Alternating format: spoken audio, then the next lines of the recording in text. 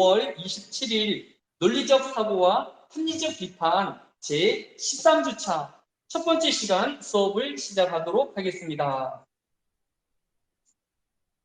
다음 주 발표를 앞두고 팀원들과 SNS를 통하여서 정보를 교환하고 또 소통하고 있을 줄로 생각이 되어집니다.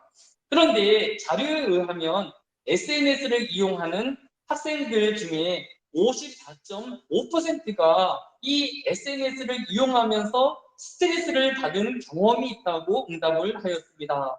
무슨 이유로 스트레스를 받았는지 요인을 살펴보니까 32.1%가 욕설이나 비방, 악성 댓글 같은 비매너 행동으로 상처를 또 스트레스를 받았다고 응답하고 있습니다.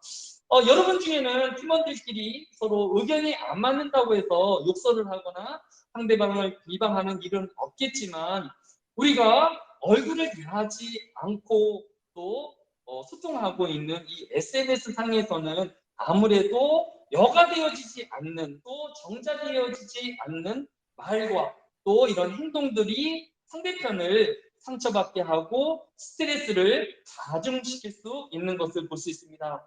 따라서 여러분들이 팀원들과 또 SNS를 이용하면서 조금 더 성찰적인 또 상대편을 배려하는 이러한 소통이 되어져야 할 것입니다. 두 번째는 시간 낭비입니다. 제가 몇몇 팀에서 보고받기로는 이제 팀원들에게 어떤 협조를 요청하였는데 몇 시간이 지나도 응답이 안 온다는 거예요. 이 학생은 이제 그 응답을 받아야 다음 일을 진행하기 때문에 계속 SNS에 집착하게 되어지고 하루가 지나서야 겨우 응답이 오곤 했다는 이야기를 들었습니다. 이처럼 이 SNS에 또 많은 시간이 낭비되어지는 것을 볼 수 있습니다. 얼굴을 맞대고 하면 바로 질문하고 답이 오는 이렇게 실시간으로 이루어지는데 SNS 상에서는 이런 시간차가 많게는 하루 이상이 벌어지는 경우도 생기는 것을 볼 수 있습니다. 때로는 12.4%의 학생이 이야기한 것처럼 개인정보의 유출의 위험에 또한 노출되어 있는 것을 볼 수 있습니다. 자신은 상대편만 공유할 줄로 알고 자료를 제공하였는데 이 자료가 주변에 있는 모든 사람들에게 전달되어서 곤란함을 느꼈다라는 보고를 가끔씩 접하게 되어집니다. 따라서 우리는 이 SNS에서 통하여서 얻게 되어진 정보를 또 우리가 조금 신중하게 주변에게 또 보안을 또 비밀을 유지하는 이런 노력들이 필요할 것으로 생각이 되어집니다. 이렇게 SNS상에서의 문제점이 있기 때문에 아직 가치 판단의 삼성기에 있는 청소년들에게는 프랑스에서 이 부모의 동의를 받아야지만 SNS에 가입하게 한다든지 또 영국에서는 일정 시간 동안만 SNS에 머물 수 있도록 하는 방안들을 추진하고 있다고 합니다. 아무래도 10대들이 이런 정신적인 스트레스와 또 마음의 상처를 더 많이 받기 때문에 이를 보호하는 이런 조치들이 취해지고 있는 것 같습니다. 또 한 가지 SNS의 단점이라고 하면 획일화되어지고 정형화되어지는 표현 기법을 사용되어지고 있다는 것입니다. 우리가 이 노트에 각자 필기로 수업을 정리하게 되어지면 또 보고서를 작성하게 되어지면 각자의 글씨체가 있지 않습니까? 또 어떤 사람은 큰 글씨로, 어떤 사람은 작은 글씨로, 또 어떤 사람은 중요 부분을 별표치면서 이렇게 각기 자신이 가독하고 또 확인하기 쉬운 여러 필기 방법들을 사용하게 되어지는데 그런데 SNS 상에서는 글자 폰트가 정해져 있고 크기가 정해져 있어서 정감이 떨어지거나 또 희귀가 되어진 이러한 모습들을 보이게 되어지는 것을 볼 수 있습니다. 이러한 것들을 보완하기 위한 것이 바로 이 태그 또는 여러분들이 코딩 수업을 통해서 배우게 되어지는 부분들입니다. 지금 여러분들이 보고 있는 화면이 내용이 이런 태그의 한 부분인데 이 태그의 한 부분들이 어떻게 사용되는지 한번 살펴보도록 하겠습니다.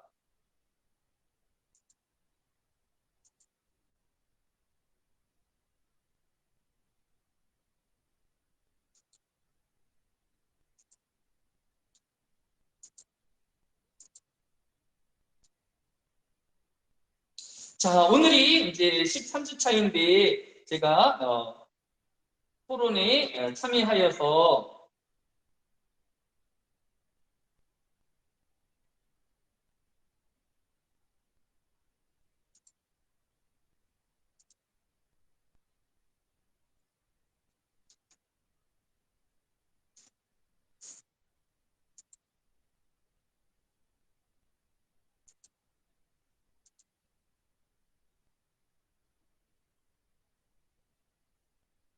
여러분들이 사용할 수 있도록 태그에 그 파일들을 그렇게 한번 올려놓도록 하겠습니다.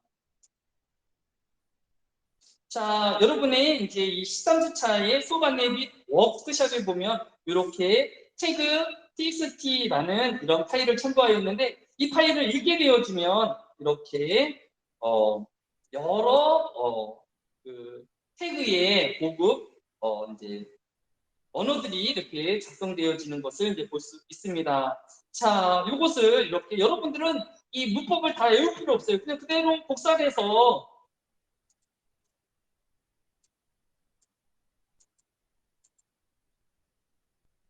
여러분이 이제 쓰고자 하는 곳에 가져다가 쓰면 됩니다. 그래서 제가 시험적으로 여기다가 한번 테스트를 한번 해보겠습니다.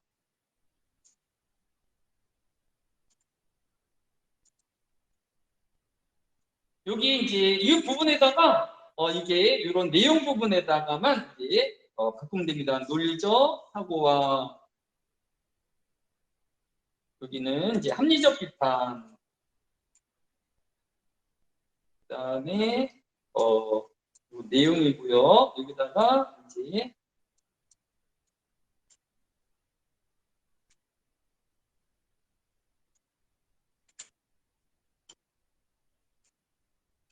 이렇게 이제 하게 되어지면 어떻게 되어지냐면 이제 화면을 보게 되어지면 이렇게 그냥 보통 여러분들이 쓸 때는 그냥 이렇게 정형화되어진 화면이 보일 때인데 이렇게 태그 화면을 쓰게 되어지면 논리적 사고와 합리적 비판, 그 다음에 13주차 수업 중입니다 라는 것이 이렇게 역동적으로 표현되어지는 것을 볼 수 있습니다.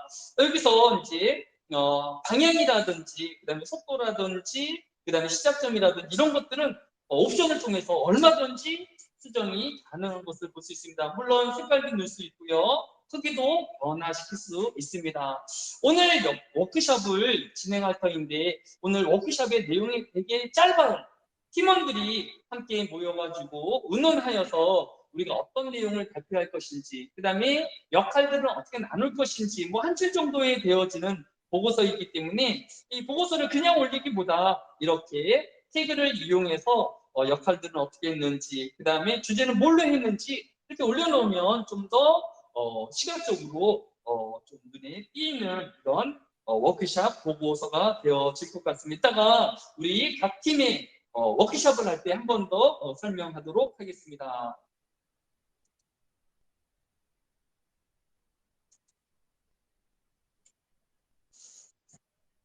우리가 코딩이라든지 그 다음에 태그에 대해서 관심을 가져야 될 이유는 초등학생들이 이제 코딩 교육을 실시하고 있기 때문입니다.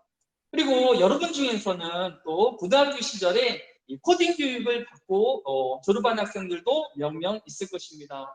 저는 이제 2학기에 수강 신청을 앞두고 있는 여러분들에게 혹시 교양 과목 중에 코딩 과목이 개설되어 있으면 여러분에게 적극적으로 추천하고 싶습니다. 여러분들이 이 코딩을 통하여서 또 이런 웹을 만들 수 있거나 또 다양한 이런 SNS 상에서의 또 여러분의 개성을 표현해 줄 수 있는 이런 방법들을 익히게 되어질 것이기 때문입니다. 여러분이 네이버라든지 그다음에 구글에 코딩 또는 태그라고 치게 되어지면 그것에 대한 이제 자세한 여러 이제 명령어들이 나오는데 여러분들이 다 외울 필요는 없고 필요한 것들만 어떻게 표현되어지는 것이다라고 그 결과치만 알고 복사에다가 그 내용만 바꾸어서 제가 사용한 것처럼 사용하면 되겠습니다. 그래서 여러분들이 태그에 대해서 코딩에 대해서도 관심을 가져주기를 바랍니다. 자, 오늘 수업의 내용은 이제 15주 차에 있을 시험에 대한 정보를 나누는 시간입니다. 중간고사에 여러분을 배려하고자 문제를 좀 평이하게 낸다고 냈지만 많은 학생들에게는 좀 어려웠던 것 같습니다. 아무래도 이런 반복 학습이 없이 수업한 것을 가지고 시험을 보는 것은 우리가 한 주 빨리 진도를 마치고 수업한 내용을 문제화한 것을 풀어보면서 이 문제에 대한 또 친밀도를 높이고 또 정도를 높이기 위해서 오늘 하루는 이 지난 배운 시간 것들을 복습하고 또 시험 예제를 같이 풀어가는 그런 시간을 가지려고 합니다. 자, 오늘 이제 8장, 9장, 10장, 11장, 12장이 기말고사의 범위인데 먼저 8장부터 한번 살펴보도록 하겠습니다. 8장의 내용은 추론을 평가하기입니다. 이 추론에 대해서 설명을 옳지 않은 것은 몇 번일까요? 자, 이유로부터 결론으로 나아가는 것을 추론이라고 한다. 두 번째, 이러한 이유 때문에 나는 뭐뭐라고 결론을 내린다와 같은 형식을 띠고 있다. 서로 다른 종류의 추론이라 하더라도 같은 기준으로 평가해야 된다. 이유가 참이지만 결론이 거짓이라고 생각할 만한 이유가 있다면 좋은 추론이 될 수 없다. 좋은 추론은 이유가 참이거나 받아들일 만해야 한다. 자, 이 중에서 여러분이 생각할 때에 추론에 대한 옳지 않은 설명은 무엇일까요? 몇 번일까요, 여러분이? 구글 채팅창에 여러분의 의견을 좀 나타내기 바랍니다. 네, 박건아 쌤 어서 오세요. 자, 우리 구글 채팅창에 여러분들이 어떤 것이 정답으로 생각하는지를 좀 남겨주기 바랍니다. 자, 문제는 추론에 대한 설명을 옳지 않은 것은 이유로부터 결론으로 나아가는 것을 추론이란다. 이 추론의 형식은 이러한 이유 때문에 나는 뭐뭐라고 결론을 내린다와 같은 형식을 가지고 있고 서로 다른 종류의 추론이라 하더라도 같은 기준으로 평가해야 한다. 이유가 참이지만 결론이 거짓이라고 생각할 만한 이유가 있다면 좋은 추론이 될 수 없다. 좋은 추론은 이유가 참이거나 받아들일 만해야 한다. 이 중에서 옳지 않은 것은 몇 번일까요? 자, 여러분이 구글 채팅창에 답을 좀 남겨주기 바랍니다. 몇 번일까요?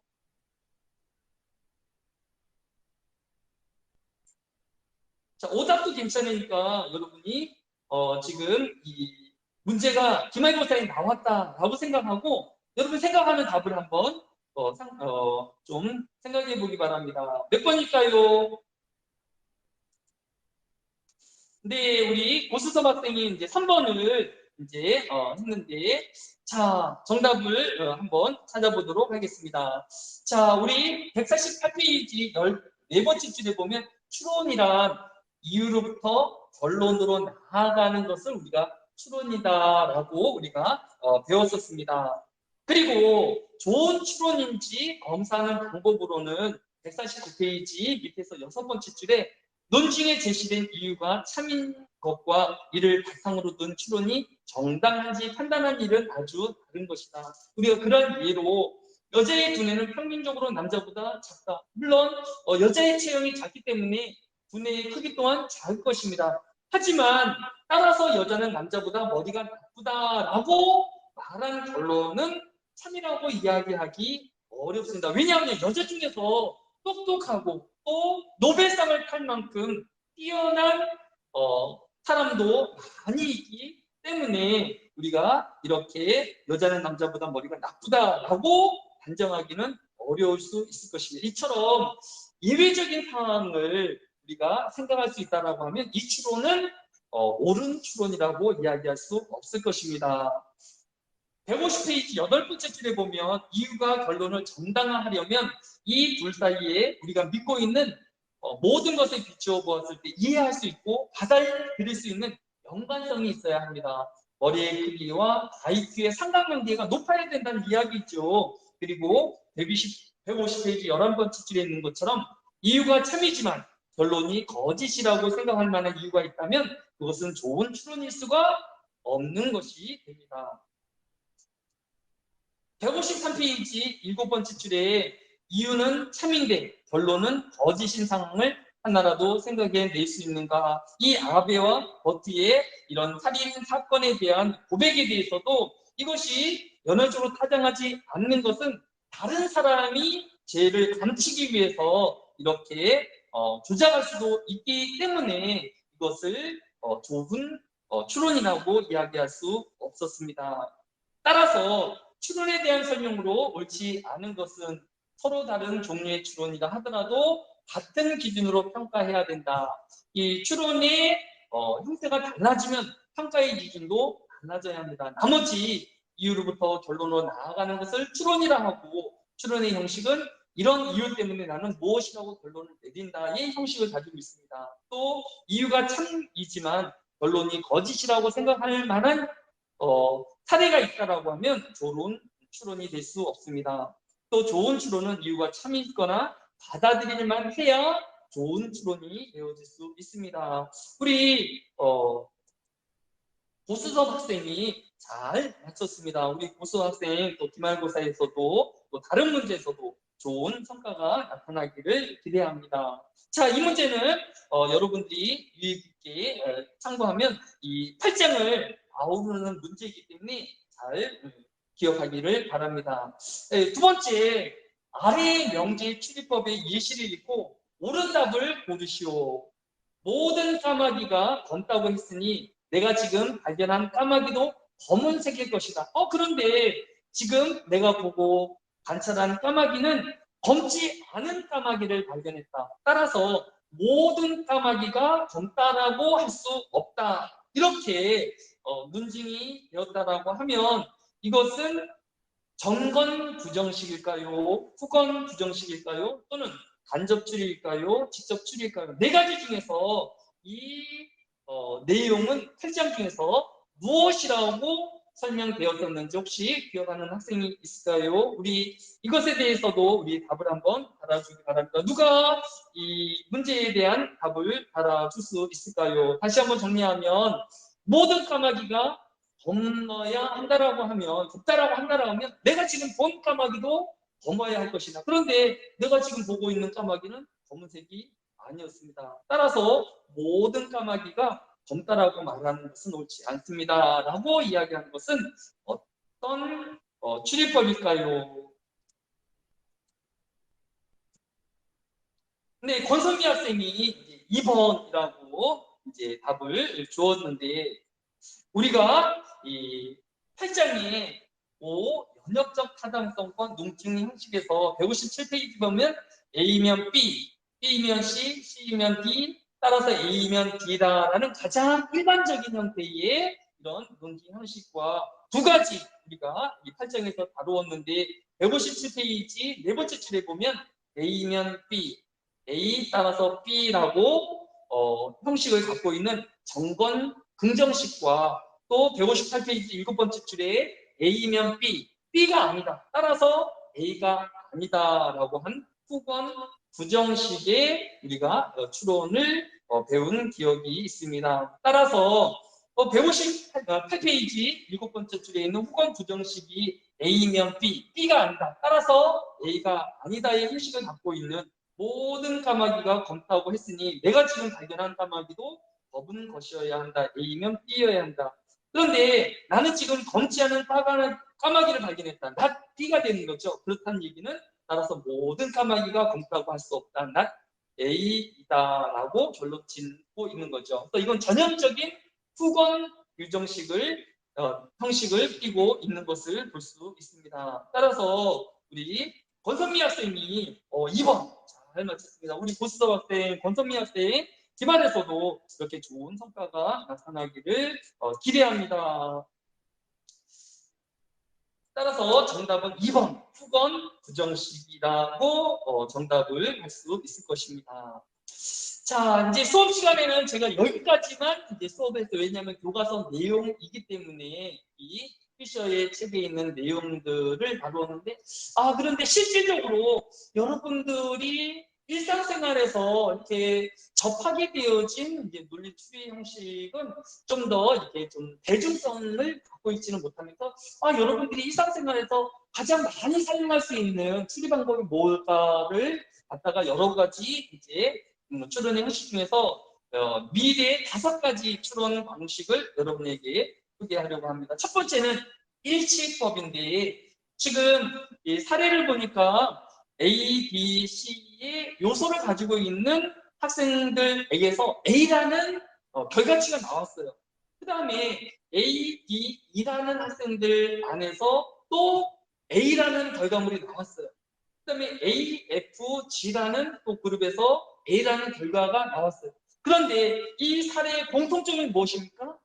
A라는 공통점이 있고 그것에서 A라는 그런 사례가 나왔기 때문에 A가 A의 원인이다라고 우리가 이야기하는 것을 일치법이다라고 합니다. 그러니까 모든 것의 공통점이 되어지는 그 요소가 원인이다라고 이야기하는 것입니다.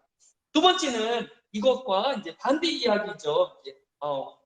이거에 대한 이제 좋은 예제가 있어서 제가 찾았는데 지금 이제 문제가 되는 게 뭐냐면 이 아스트라제네카의 백신에서 혈전 현상이 일어나가지고 젊은 사람도 뇌졸중으로 갑자기 죽는 경우가 생기고 이런 부작용이 나타나고 있는 것을 이제 발견하게 되었습니다. 그래서 요즘에 이제 백신의 이제 예약률이 점점 떨어지고 있습니다.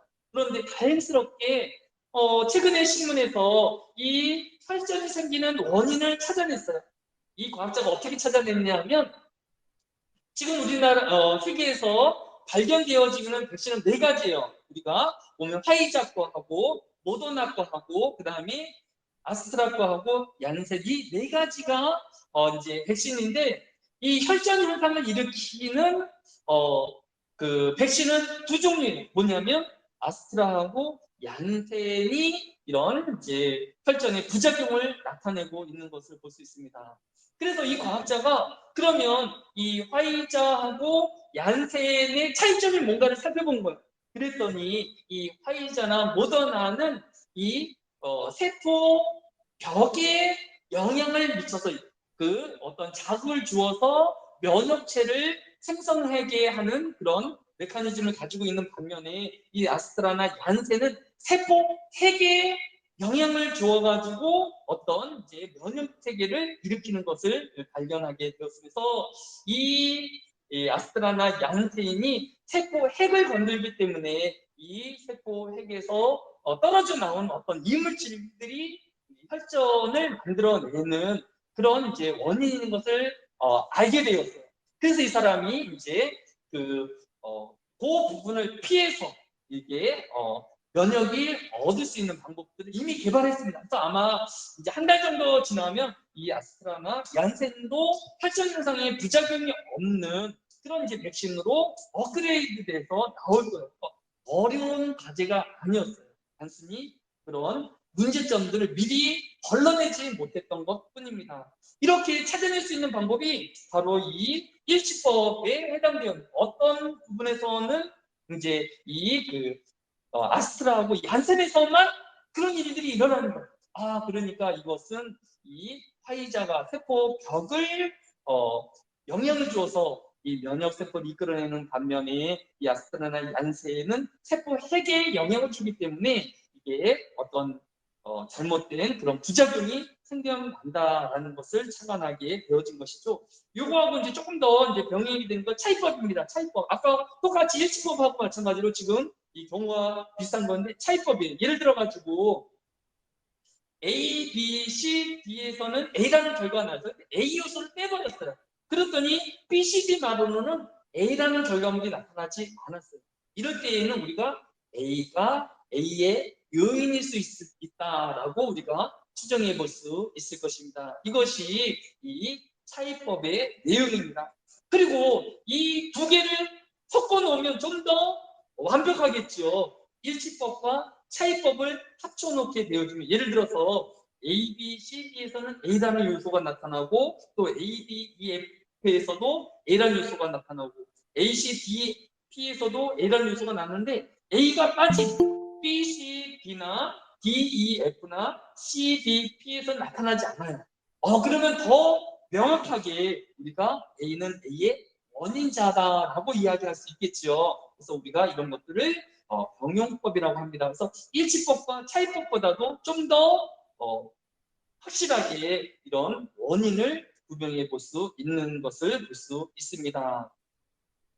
자, 그다음에 이제 잉여법이 있는데 잉여법은 두 가지 이상